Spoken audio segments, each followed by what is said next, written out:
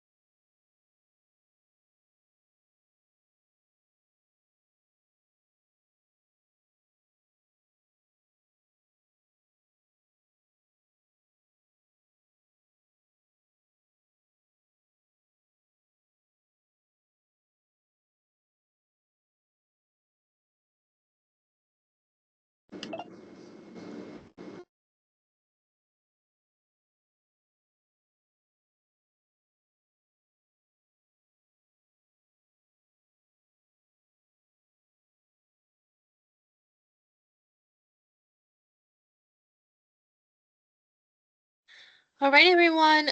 We will be starting in just a couple of seconds, just to make sure that we have enough people in it. This, just as a message, this video will be recorded and also shared on the newsletter coming out tonight. Also, just so you know, you have access to the microphone. Instead of putting your questions on the chat, you certainly can do that too. You can actually ask your question via voice. But please make sure that it's muted when I'm speaking so there's no interference. But yeah, we'll be starting very soon. Thank you.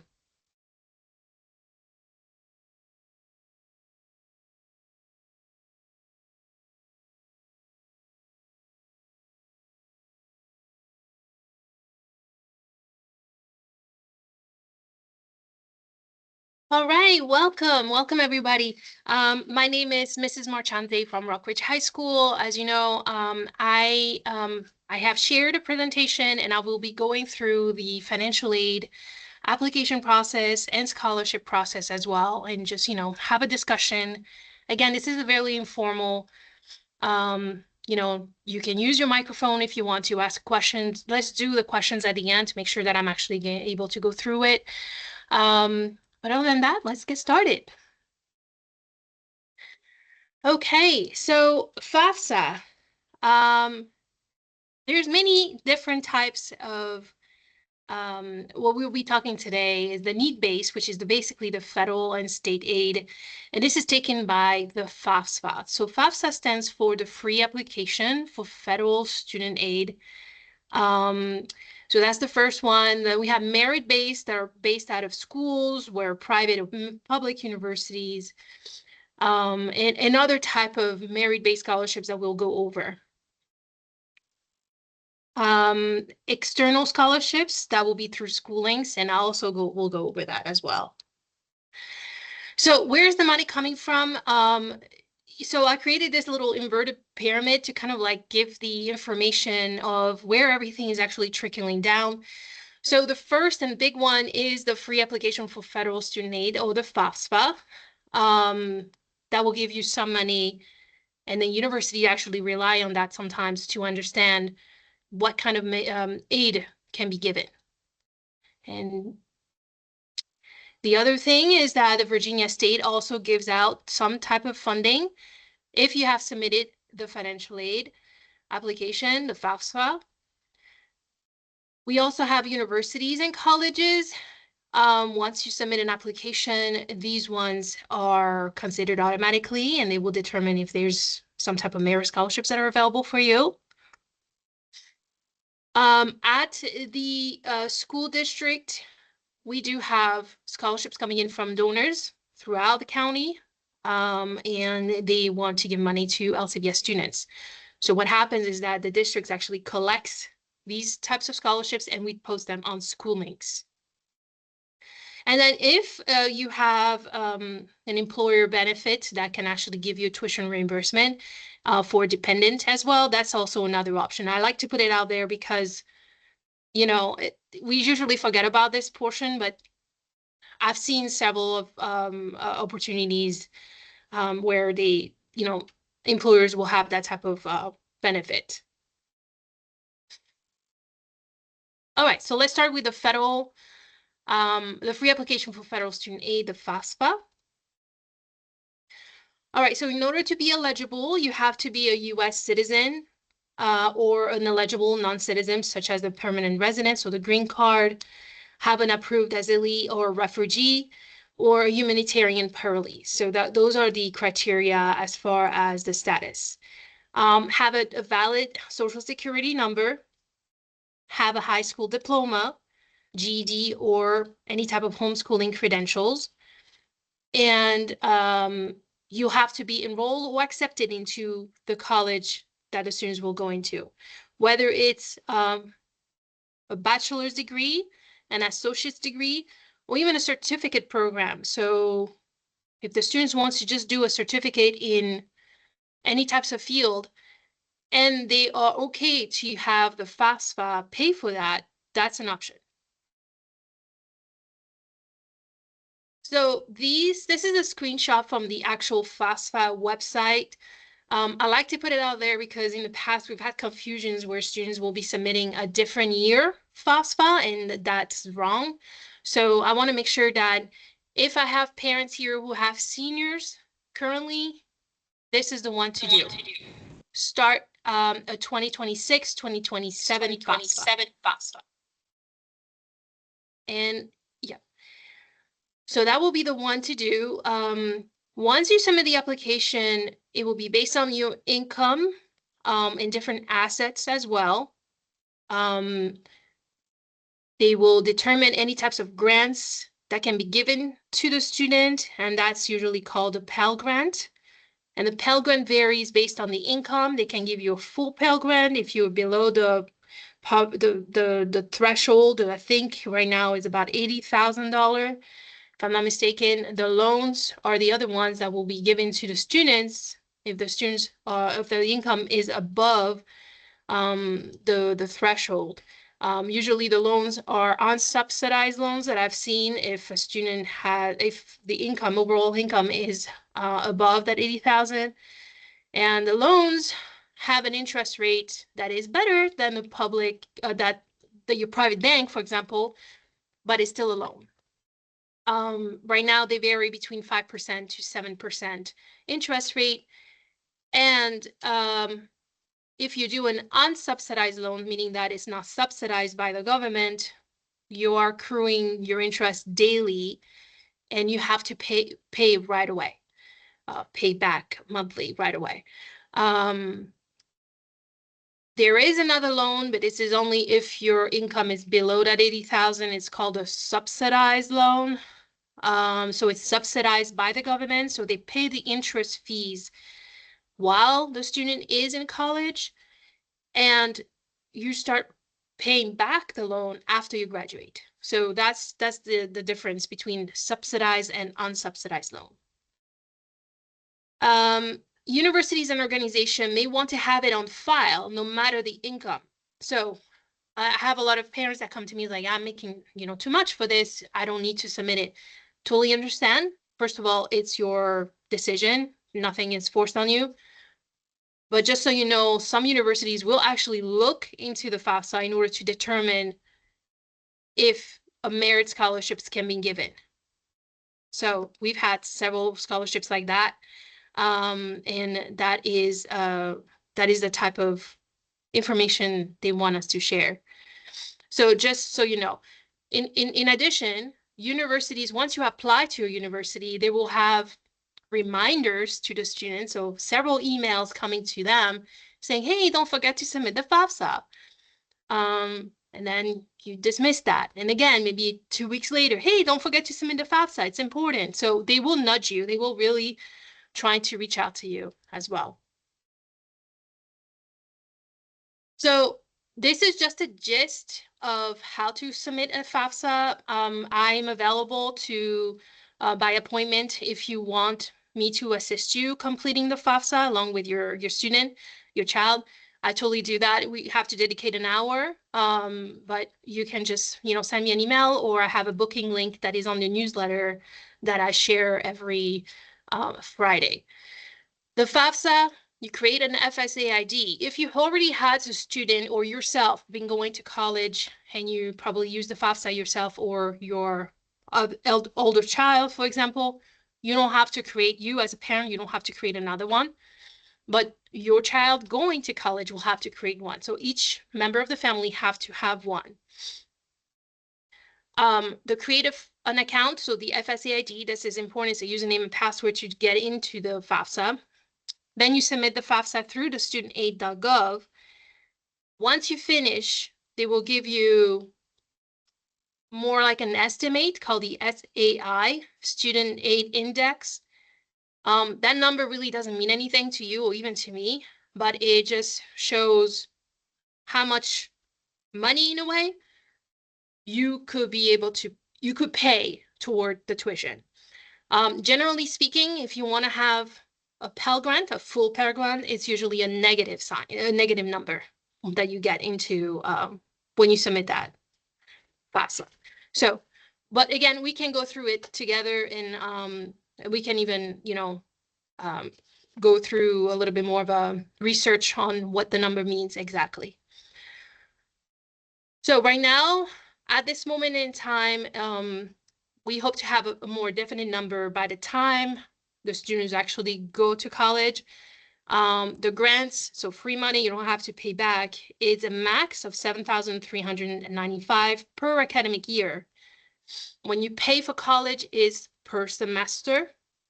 So they will take that money divided by 2, fall and spring, sometimes even allocating money for the summer. But most of the time it's fall and spring, so you have to divide that number by 2. Obviously, that's not going to pay the entire tuition. We know between tuition increasing and inflation, that amount has not kept up with the inflation. So just so you know, that can help, but it's not going to be covering the entire tuition. Of course, again, student loans. So you can have student loans from $5,000 to $12,000, depending on which subsidized or unsubsidized. And then I like to put out there the work study. This doesn't go toward the tuition, but it's basically an award that they give you for you to be able to actually find a job on campus, work, get that money given to you as a paycheck, as a regular, job income. That is just basically an additional income for students to just, pay for food or any type of other expenses. Some universities will ask for the CSS profile. So this is independent from the FAFSA. It's not federal, but a lot of them will be asking for the CSS profile. It's in addition to the FAFSA. And I put here Virginia institutions that are actually requiring this. UVA asked for this. Washington and Lee, if you're going for VCU med school, they will ask for that. William and Mary will do as well. So they would not continue your process of admission if you don't submit this. This is actually pretty in-depth. It's more in-depth than the FAFSA. And they really determine how much money you can receive and how much institutional money. So beyond the federal and beyond the state, how much money can, let's say, UVA give to the student based on a detailed profile of financial profile of the student and parents. This application opens October 1st, same as the FAFSA, so they kind of match the same date. And as soon as you apply for, say, UVA, complete the CSS profile. It's really important. And they will tell you that you're missing this piece.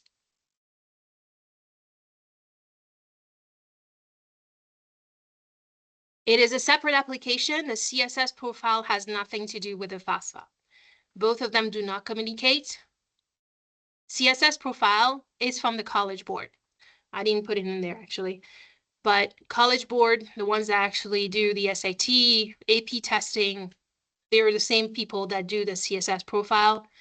And they managed to have some companies or some universities, sorry, to use it to have a better profile, income profile, in order to determine what kind of merit scholarships students can take. For example, the CSS profile was actually very useful about 2 years ago when, if you don't know if you remembered, but at one point, the FAFSA had a really, really huge technical issue where the FAFSA was not, students weren't able to submit the FAFSA on a timely manner, and their financial aid offers were coming very, very late because of that.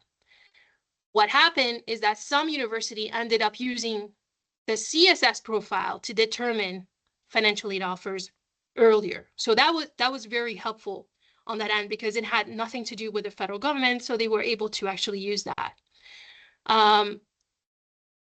So the CSS profile is one application to all the universities that are requiring. Not all universities require that. I just have a list here on the screen for the Virginia universities. Just so you know, you can only submit one profile. So one profile for all universities that you want to apply to. So you don't have to duplicate your profile. You can start the CSS profile and also the FAFSA October 1st of your senior year. So again, what I'm talking about right now, FAFSA and CSS profile is only for seniors at this point because you cannot do it beforehand. That's not possible. They only have it for the year that you're actually starting college. I'm answering some questions while I'm seeing them on the chat, so bear with me. All right, so now we're going to go into the Virginia state funding. Some of the Virginia state funding will depend on your FAFSA submission form, and those are called the Virginia Guaranteed Assistance Grant and the Virginia Commonwealth Award. The VTAG, the Virginia Tuition Assistance Grant, will be actually only awarded for those students that are applying for private universities. So I'll go into a little bit deeper here. So public versus private schools, in-state matters for public schools only. So in-state tuition, you've probably seen in-state tuition versus out-of-state tuition. That matters only for public schools. Private school tuition, they don't do that difference. It's only the same tuition regardless of where you're located. So it will be whether you're in Pennsylvania or in Virginia, you're still going to pay the same price. That's the difference with the public schools. Because the private schools have, they don't function the same way as the public school when it comes to financial aid. They don't have to report to federal government when it comes to receiving Title IV aid, that's what we call it. So they have a more of a leeway to, I'm not saying negotiating the tuition, but not the tuition, but the scholarships that are giving, but they will give a substantial amount of money toward payment of the tuition to make it almost to the same level as a public tuition level. Private schools will offer significant scholarships. I've seen to the point where one university will be, let's say the tuition for a year will be $50,000. they will slash that in half easily. I've seen this many times. Of course, if you have the GPA for it, if you have a good SAT sometime, they will definitely give you half of that and make it to the level of a public university. So it's very much something to look into when applying to a college. And don't put aside the private schools because, well, we know it's expensive. No, because they're actually going to give you a little bit more scholarship and make it worth the money. So that's something to look into. Private schools will also give you, no matter what your income, a VTAG. So we call that the Virginia Tuition Assistance Grant. It's a non-need based and varies annually, but right now it's at 5,000. So I think it's Marymount University in Arlington came during a college jumpstart, and I'll talk about that a little later. We do college jumpstart for those that are rising seniors before they start the senior year. In like August, like 2 weeks before, 2 weeks before the maybe the school starts. We had Marymount University that came in, and they're a private university. They're pretty high as far as the tuition, but they said if you will get the VTAG and we will match that and we'll give you extra scholarships. So they gave students $10,000 to get to Marymount. So that's one thing. Public VGAP, Virginia Guaranteed Assistance Program, it's on a need base, meaning that it's going to be looking at the income, and you must have a 2.5 GPA, and annually you will get 5,964. So need based again, they will look at your income, and that's where we change. That's the difference between the VTAG and the VGAP. I just got a question. How is the FAFSA relevant for scholarships considering it is primarily used for student loans? Well, it all depends on the income. If the income is below the threshold, usually is the poverty threshold, which is 80,000, depending on the number of the number in the family, how many members in the family, they may give you scholarship. The institutions may give you scholarships, and that's why they need for you to submit the FAFSA. But it's not it really depends on the income of the parents and the whole overall profile of the FAFSA. They have their own formula. I don't know how the whole thing works, but they have the whole formula to determine how much money you can receive. One thing that I forgot to mention, once you submit the FAFSA and you added all the universities that you want the FAFSA to go to, you have to allow about 2 or 3 months for the university's financial aid department to actually make that little calculation and determine if you will receive scholarships or not, and if you will receive student loans or not. So it's on the hand of the financial aid department at the university. So it takes, between the time that you submit a FAFSA, it could take up to 6 months to receive a financial aid offer, depending on how fast the financial aid department at that university works. Okay. Now, moving on to the universities. Once you have applied to a college, you will be automatically considered for scholarships. They will look at your GPA, they will look at your SAT, and they will determine if you will just get a merit scholarship without looking at the FAFSA. Then that admissions, that application basically will be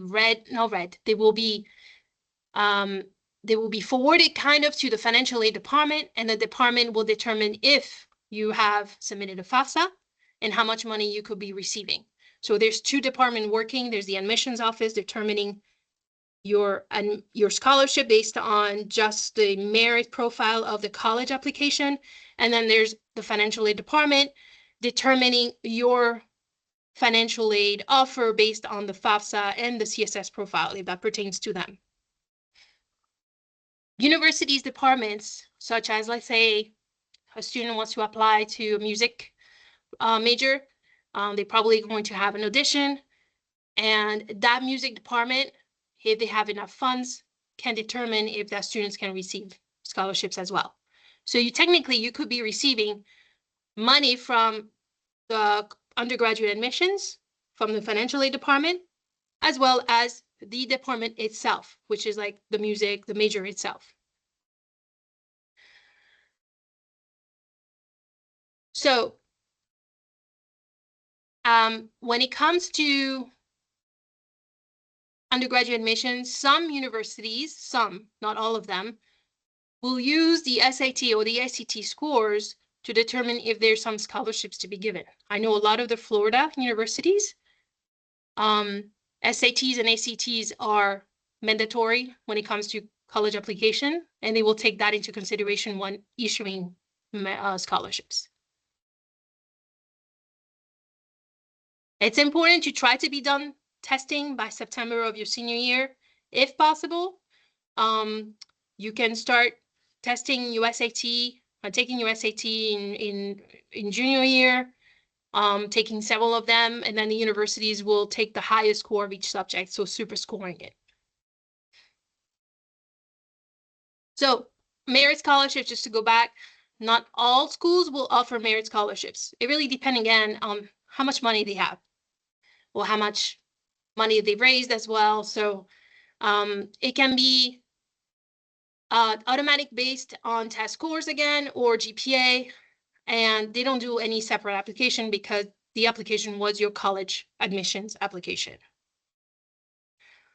You do not need to take both SAT or ACT. You determine what you want to take. I've seen students taking both and seeing which one was the highest, but I have a lot of students that just focus on the SAT and take them several times if they want to. External scholarships, alumni foundation, LCPS posted scholarships are all on schooling, so that's what the external scholarships are. Sometimes, let's say UVA Alumni Foundation will actually offer scholarships directly to students. You will have to have the students actually apply to your separate application, and they will let you know all that while the process is going. So I have a question about the 529, the saving account that parents have maybe put together when the students were very young. Just consider 529 as just, you will withdraw this from the account and pay the tuition. I remember when I used to work in the financial aid office, we had the bursar's office, which was right across us, and students were coming, or parents were coming to see how they will pay. Basically, it's like a savings account, and you just pay for the tuition directly from that money that you take out. So it has nothing to do with financial aid or anything like that. That's just savings account that you put on the side. All right, they're just giving you some examples on what, for example, university will look like when it comes to fresh scholarships. I highly, highly recommend that you make research when it comes to financial aid, meaning that if you want to go to James Madison University, don't just stop at the admission site, go to the financial aid site because they will also have additional information when it comes to scholarships. So here they have scholarship for incoming freshmen. You would have already taken the first step of completing admissions application with James Madison University. You submit that. They will determine if you are eligible for some merit scholarship. That's one step.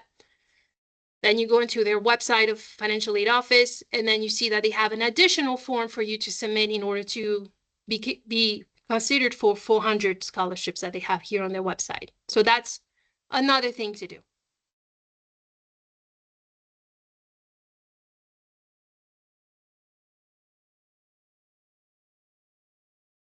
Yes, and I do agree.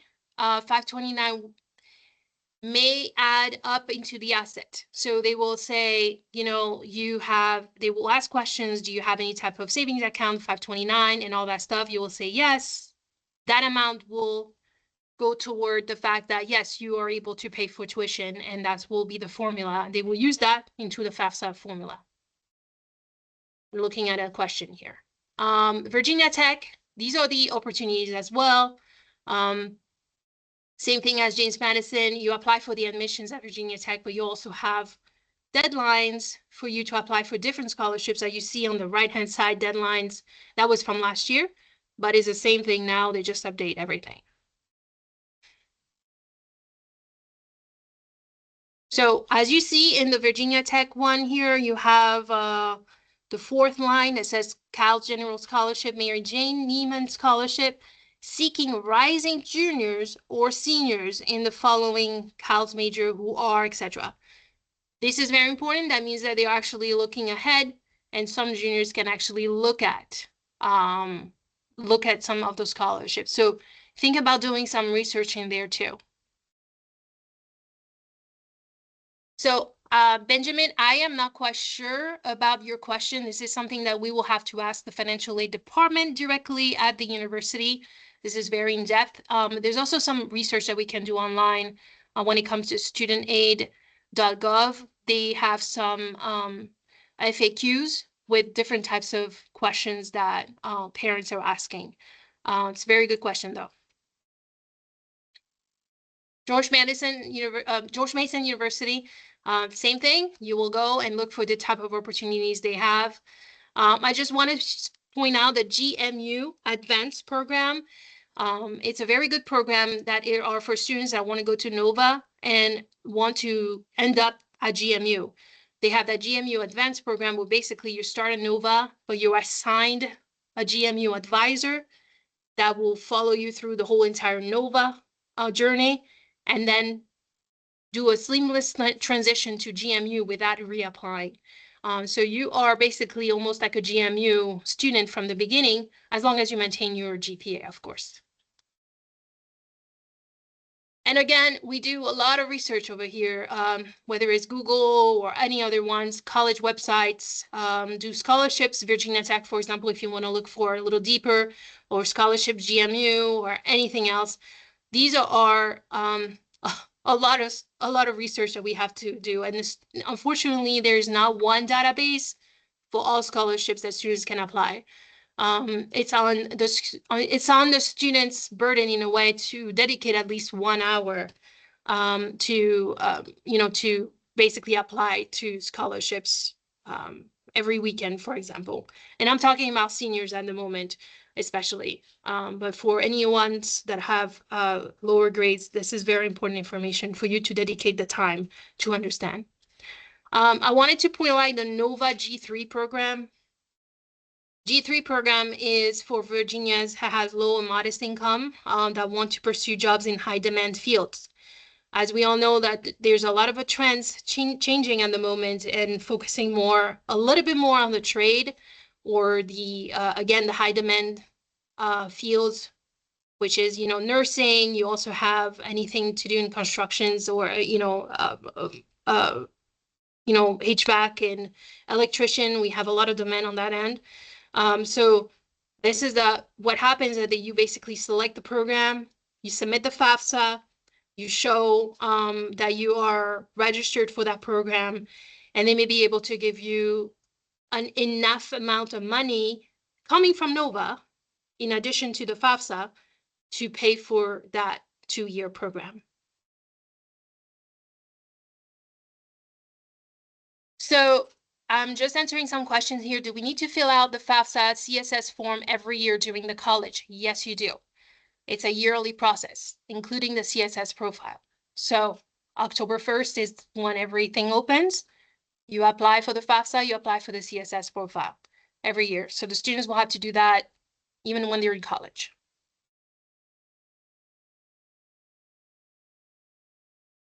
So LCPS has schooling website, yes. And the schoolings, and I will go into it a little bit later. You can filter it by district posted on the top right, and then it will give you about 300 of them. So less than 3,500. And then when you apply, you look at if you're eligible for it. So if the scholarships ask for students that are graduating from LCPS, but sometimes they ask for specifics such as major in nursing, for example, then you determine if that's you or not. If it's you, you can go ahead and click apply, and then it redirects you to the website of that particular organization, and that's where you submit the application. All right, so I had some statistics here, and unfortunately, I could not find any more recent statistics. So that's all I have right now. This comes from the Department of Education, iPads, and you can tell the average amount of grant and scholarship aid from the federal government, state, and institution for full-time, first-time undergraduate students. So the total was 12,000. I think it's a little bit more. I did see a little bit more here at Rockridge for sure. But that also depends on how many scholarships the students have applied. So as far as gathering these types of data, that's all I just wanted to give you something, but it gives you the federal grant at least, and it gives you the state grant. So they give a little bit more than what I thought they will give. School district, so that's what we are going to go to right now. LCPS school links. So this is on the LCPS counseling website, not Rockridge, but the LCPS. If you go on that website, you'll be able to click school links. But how do you go to school links is basically on your parent view, all the way to the bottom where you have access to Schoology. There will be another one that says school links. So you click on that and you will see the profile of your children, and then you will see on the left-hand side college and then scholarship matching. This is where you can actually see everything based on the profile of your student. Now, we also do have special scholarships. We already went through for this year. Every October and November, we receive requests from UVA and Virginia Tech to nominate students. The nomination is done through a Google form, and then they have an essay to upload, and then we have a committee that meets. Then we forward those names to UVA and VTech, who in turn make more selections. So these are the Thomas Jefferson Scholars for UVA and Pemplin Leadership Award. For junior scholarships, I share as many of them as I can on the newsletter that I send out every Friday. The newsletter is called RRHS Career Center. That's Friday at 7 p.m. sharp. So make sure that you check that out. If I have any that are coming my way, I share it. They're not that many. Or if I do receive some, they're usually linked to a university. So the student has the ability to apply for a scholarship for, let's say, Rutgers, and they will have, so by the time, let's say that they receive the scholarship, by the time they're a senior, they have to have applied to Rutgers, get accepted, and then that scholarship will be applied. So, you know, between the junior and the senior year, there will be a lot of changes happening. Maybe the student doesn't want to go to Rutgers and the application would have been for nothing. So there's a lot of things to consider when applying to junior scholarships that are linked directly to a university. Regional scholarships, I wanted to talk about those Promise Scholars from Richard Bland College. So Richard Bland is also a college, is a 2-year college that actually has certified our own teachers to teach dual enrollment classes here at Rockridge. So a lot of our, students are taking DE classes, and they are credits toward Richard Bland College degree. The Richard Bland College Promise Scholars actually helps students to go into the first 2 years at Richard Bland, and also if they have a good GPA, they will be able to actually transfer to William & Mary. So that's their, and then they will get a scholarship at William & Mary as well. So these are the types of opportunities that we have to research. We have close to 6,500 universities in the United States, and each and one of them will be offering something. So these are the types of things that we have to look into. And I'm just, giving you other types of scholarships that are giving out for regional scholarships. All right, so we end here. We have questions. If you want to turn on your microphone, but I just want to show my email right here. You can email me for any types of meetings. I'll give you my booking link when you email me. We have upcoming events. If you want to dive deeper into the college financial aid, I highly suggest that you attend the College Funding Coach financial aid. They take about almost an hour and a half to really understand the process. Beyond the FAFSA as well, they just also talk about, you know, the 529 and all that stuff. So we also have a financial aid workshop that I put together on the 21st of February. If you need help completing FAFSA, I'm here, and you come during that time. Do you have any questions? Wanted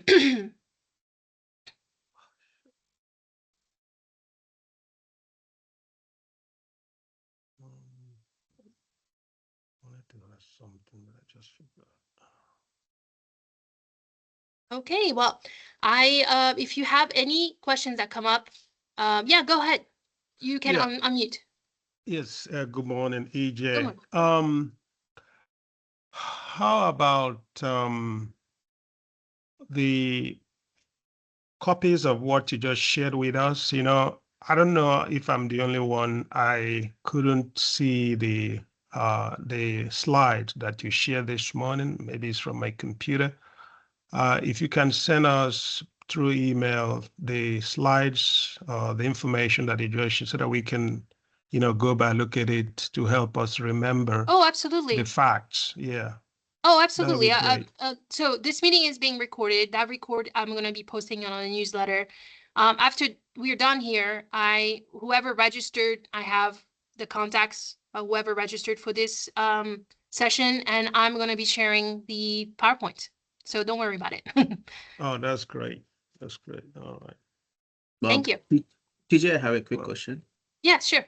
So we are talking about the college funding and all that stuff. Do we have any funding available for the high school students for the skill or trade schools during the school period? Like if someone want to go for a pilot training, do we have anything available from the county or from the school? Or if they want to go for some other skills, do we have So anything? you mean funding for it, or just simply having resources for those types of Uh, opportunities? Funding and resources and whatever available. Yep. So for high school students, I haven't seen a high school student so far that needs to pay for something Mhm. toward here a county training, a training that is offered in the county. But let's say that you see like some type of a skills that you want your child to take, like a certification of something. Mhm. Unfortunately, this is not something that LCPS will cover. This is not part of Okay. yeah. It's Okay. big, you know, it's high school at this point. We're not Okay. able to do anything. Yeah. But And as do we far have? as the resources for Uh-huh. training, Uh-huh. skills, sometimes I share any type of internships happening in the county. Definitely, I'll share that. That's Oh. that's that's how, my newsletter is full. I know it's a lot of information, but Okay. but I know a lot of people want that. So I try to do my best to compile and consolidate as much as I can. Yeah. Thank you so much. You're welcome. All right. Well, thank you so much. yeah, I see a lot of students. Yep. I think I yeah. heard one more. Yeah, one more. Just from your experience, I have my kids, the twins, and of course, I'm looking forward to them going to college next year. They are currently 11th grade. Hmm. And as a parent, I'm just trying to see the best, cost savings route that I want to use to support them in their college journey. So I want to ask you from your experience going through community college for the 2-year diploma, is it the best route in terms of cost so that after that they can now Yeah. probably, So yeah, in general, if you want to minimize cost and also be able to go to college, yeah, as a starting point, community college is the way to go. I personally, this is my route. This is what I did. I was in Florida at the time. I did 2 years of community college, and then because I had a good GPA and because I was involved at the community college with clubs and organization, they ended up actually giving me a scholarship for the next 2 years, wow. that are for the bachelor. And this is All the universities do that. So it's beyond, it's beyond the understanding. It's always something that you have to look into to minimize the cost. You're still gonna get to, if you want to do medicine, you're still gonna get to be a doctor eventually. Just your route is different. That's what I tell the students. You're always able to get to your point and your goal. Just the way you want to do it is the way, whatever works for you. Funding Right. wise or not. Okay. Thank you so much. I appreciate that.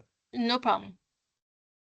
Okay, I see a lot of students coming in. I think it's about the bell will be ringing in 15 minutes. So as far as the links of internships, as I get them, I share them on the newsletter. This is not something that we don't have a database of internships, unfortunately. Also, just so you know, at the high school level, finding an internship, whether it's paid or not, this is very difficult. Unless you know someone that knows someone. All the people that I talked to as far as the capstone experience that we do at the senior level, internships is usually considered for college students, those that are already in college. So it's very difficult for us to actually find some, but if we do find them, either they're shared on my newsletter or they're shared on the schooling. So we have a whole team at the district that actually keeps looking for internships. So it's not just at the high school level.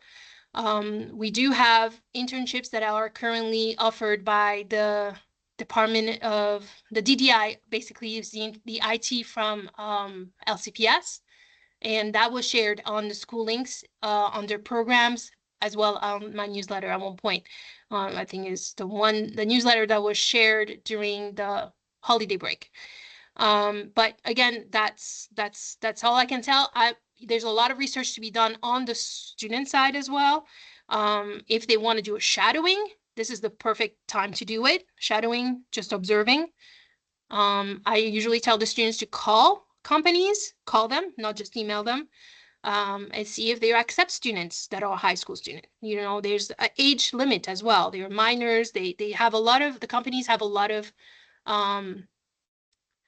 burdens to actually in paperwork to go through if a student is below 18. So keep that in mind. My contact information on the screen, I'm not sure if you see it, but I'm putting it to the chat right now in case you don't see the screen. Here you go. All right, have a good day and thank you so much for joining. Thank you, teacher. Thank you, Thanks. Tish. Thank you.